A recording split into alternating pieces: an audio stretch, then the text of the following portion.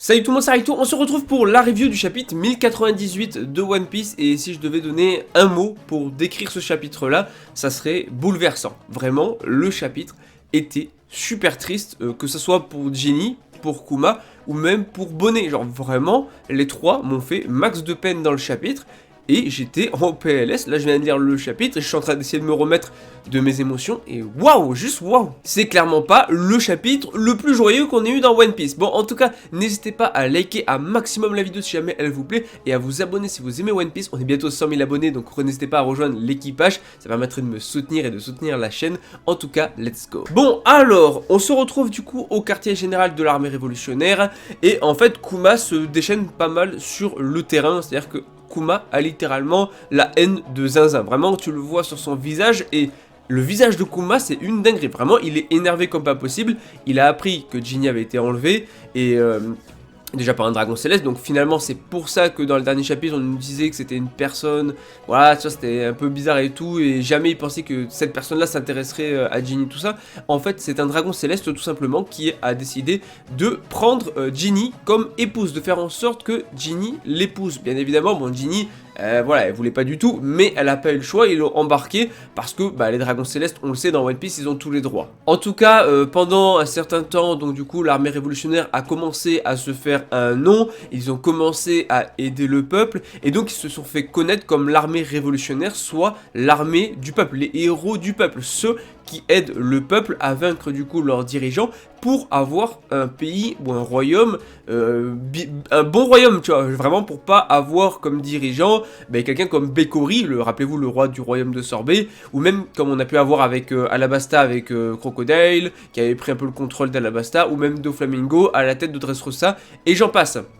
Là, l'idée, c'était vraiment de libérer le peuple. Et on se retrouve 2 ans plus tard. Donc 2 ans se sont écoulés sans qu'ils aient de nouvelles de Ginny, mis à part le fait qu'elle a été enlevée. Et en fait, 2 ans plus tard, Ginny est sur un bateau et elle est plus toute seule parce qu'elle a réussi de 1 à s'échapper et de 2, elle a un bébé, c'est Bonnet. La naissance de Bonnet. Là, on peut conclure que Bonnet a été, voilà, on peut pas dire les termes ici sur YouTube, par le dragon céleste, ou en tout cas elle n'a pas eu trop le choix vu qu'elle a dû l'épouser de force, et donc elle a été forcée, je présume, d'avoir un enfant.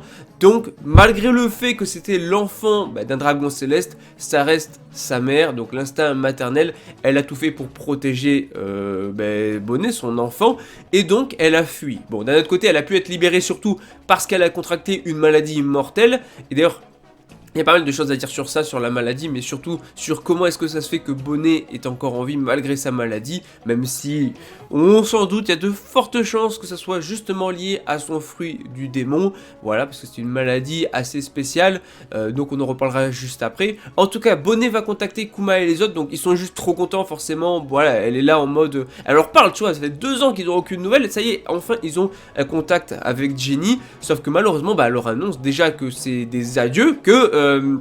ils se reverront pas tout simplement, ils se reverront pas, elle s'en sortira pas, même si elle a réussi à s'échapper, à partir parce qu'elle a été libérée, elle ne s'en sortira pas, c'est vraiment la dernière conversation entre Ginny et entre Kuma surtout. Bah, après il y a aussi les autres membres de l'armée révolutionnaire, mais vraiment la relation forte en tout cas qu'il y a dans l'armée révolutionnaire, c'est vraiment Kuma avec Ginny, puisque Ginny déjà était amoureuse de Kuma, et Kuma on sentait bien qu'il a kiffé, juste il voulait la protéger, donc il n'a pas voulu se marier, l'épouser, tout ça, mais en tout cas Kuma va être désespéré comme jamais, et franchement en termes de souffrance je pense que Kuma il fait fort. Vraiment Oda il nous a pas servi un chapitre très joyeux, c'est vraiment t'as envie de pleurer, voilà, t'as envie de pleurer pendant le chapitre, faut dire les termes à un moment.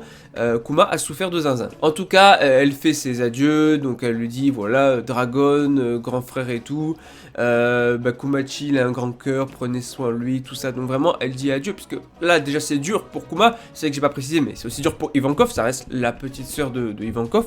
C'est-à-dire que pendant 2 ans, ils n'ont pas réussi à s'approcher des dragons célestes, ils n'ont pas réussi à s'approcher de Marie-Joise si jamais ils étaient à Marie-Joise, et ils n'ont jamais tenté, alors je sais pas s'ils ont tenté, je présume que oui, essayer de récupérer Ginny, mais en tout cas ils n'ont jamais réussi à s'approcher si proche de Marie-Joise que actuellement dans le manga.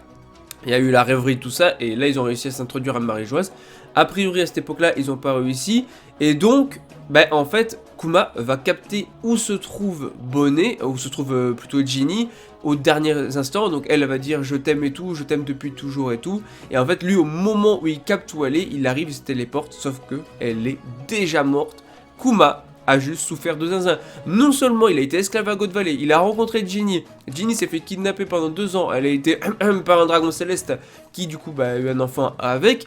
Et maintenant qu'elle s'échappe, elle meurt et lui il a même pas le temps de lui reparler en vrai qu'elle est déjà morte. Vraiment c'est horrible. Et c'est une maladie assez particulière parce qu'en fait avec la lumière, sa peau est devenue bleue, il y a des cristaux, des pierres qui se sont formées sur le visage, c'est sur le corps même tout simplement, c'est assez surprenant. Donc il arrive trop tard, la scène est trop triste, vraiment la scène est triste de fou, où on voit Kuma en train de pleurer, c'est à l'époque où Kuma avait encore des émotions, avant que Vegapunk et tout ça, et même Saturne lui enlève sa personnalité. Maintenant on verra comment on en arrivera là, il y aura encore 1 ou 2 chapitres je pense de flashback, histoire, comme j'ai dit, d'arriver, de toute façon on va faire le flashback pour moi, et pile quand on aura fini le flashback, on va repartir direct sur Kuma dans le présent, je sens venir, je l'ai déjà dit, ça va être ça, c'est obligé. En tout cas, Kuma arrive et promet de protéger ce bébé.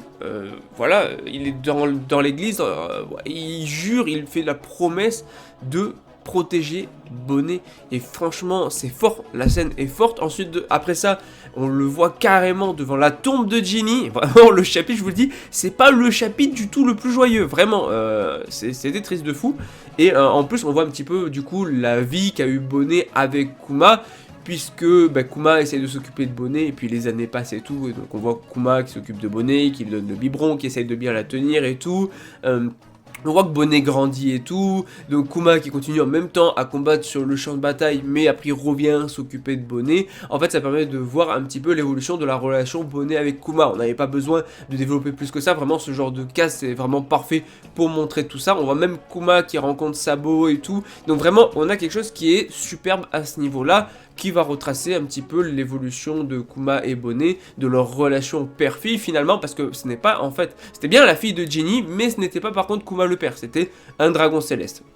En soi, il y en avait déjà qui avaient fait la théorie et tout, et donc, à un moment, il se trouve que Bonnet a contracté la même maladie que sa mère, ce qui fait qu'elle a été touchée par la lumière du soleil, et elle a eu des cristaux, des pierres qui sont formées au-dessous de l'œil droit où justement elle a son anneau doré là. Donc est-ce qu'elle a mis l'anneau par-dessus pour cacher les pierres plus tard sûrement, parce que ça coïncide pile à cet endroit là. Donc forcément Kuma lui il va quitter l'armée révolutionnaire, il peut pas, il va rester auprès de Bonnet, il va pas continuer à combattre sur le champ de bataille, il veut la protéger par-dessus tout. Et après on avance un petit peu dans le temps, donc il y a 7 ans, finalement on se rend compte que Bonnet est très jeune, donc c'était il y a 7 ans, donc Bonnet avait 5 ans.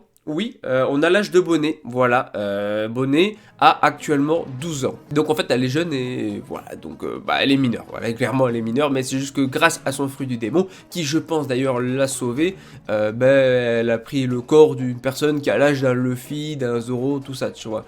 Donc, on se trouve un peu plus tard, elle a 5 ans, clairement... Elle est pas vulgaire, tu vois, mais donc du coup, elle a un caractère très très fort. Et donc du coup, t'as les petits voyous du village en mode t'es un vampire et tout, qui vont donc du coup, s'amuser, mais en même temps la narguer parce qu'elle peut pas aller au soleil, donc vraiment ils vont la prendre pour un vampire. D'un autre côté, c'est vrai que le fait qu'elle puisse pas aller au soleil, c'est vrai que ça fait un peu vampire quand même. En tout cas, elle va les cogner tout ça, et forcément, ça inquiète Kuma de fou que elle soit devant la porte, donc du coup il va lui expliquer de ne pas s'approcher de la porte, et même Bonnet elle le sait, elle a pas envie de voir son père inquiet. D'ailleurs Bonnet elle est trop choupi dans le chapitre. Et finalement, on a Kuma qui lui dit, voilà, en fait ils sont juste jaloux des bijoux que tu as là, parce que oui, elle a des pierres bleues là, et en vrai, ouais, c'est joli, des petites pierres comme ça et tout. Et donc Bonnet est toute contente, toute choupie et tout, franchement c'est cool. C'est un peu plus joyeux que ce qu'on a eu avant. Et Kuma lui demande, voilà, quand tu seras guéri et tout, où est-ce que tu veux aller et tout. Elle a fait, ouais, j'aimerais bien aller, pourquoi pas dans les îles célestes, donc là, bien sûr, on parle de Skypiea, ou pourquoi pas plus tard aller à l'île des hommes poissons et tout. Et malheureusement, elle est atteinte de la maladie de Saphirite. Donc en gros, c'est incurable. C'est une maladie que tu ne peux pas soigner. Alors, normalement, c'est une maladie que tu ne peux pas soigner. Bien évidemment, il y a des chances qu'elle le soit, puisque actuellement elle a 12 ans, et normalement elle aurait pas dû atteindre les 10 ans. Donc sûrement, son fruit du démon a permis à Bonnet de survivre. Donc c'est peut-être Kuma d'ailleurs qui est parti à la recherche de ce fruit-là pour la sauver. Ou bien ou bien Kuma a accepté de se faire effacer la mémoire en échange du fruit du démon. Genre c'est le gouvernement, Saturne, tout ça qui avait le fruit du démon, et donc en échange du fruit du démon pour sauver du coup sa fille, Kuma a accepté de se faire un lavage de cerveau. Peut-être, c'est une théorie comme ça que je balance, mais en vrai il y aurait un truc du genre qui pourrait arriver. En tout cas, voilà, c'est incurable et tout. Bonnet entend tout, donc forcément ça la rend triste et tout. Et malheureusement, Kuma, en fait, il va lui dire que finalement, c'est juste qu'à partir de l'âge de 10 ans, elle devrait reprendre sa vie normale. Et ça bah, finalement, non, c'est pas le cas en vrai, mais on n'a pas encore tout pour l'instant. Il nous manque des informations, mais franchement, non, chapitre trop triste. Et on finit le chapitre sur le roi Bekori, de retour pour brûler les gens. Ce taré, il est encore là, mais vraiment, ils auraient dû le tuer à l'époque. En tout cas, chapitre dans son ensemble, ce n'est pas un chapitre qu'on peut qualifier de légendaire, entre guillemets, mais c'est un chapitre que j'aime beaucoup pour la narration, pour le développement du personnage de Kuma, mais aussi de Bonnet, bien sûr, parce que là on développe les deux en même temps, et donc franchement, juste pour l'émotion, vraiment, le chapitre, j'avais les larmes aux yeux, donc juste pour l'émotion, c'est vraiment un excellent chapitre, et franchement, trop hâte d'être dans 2 semaines, parce que oui, il y a une pause la semaine prochaine, donc trop hâte d'être dans 2 semaines.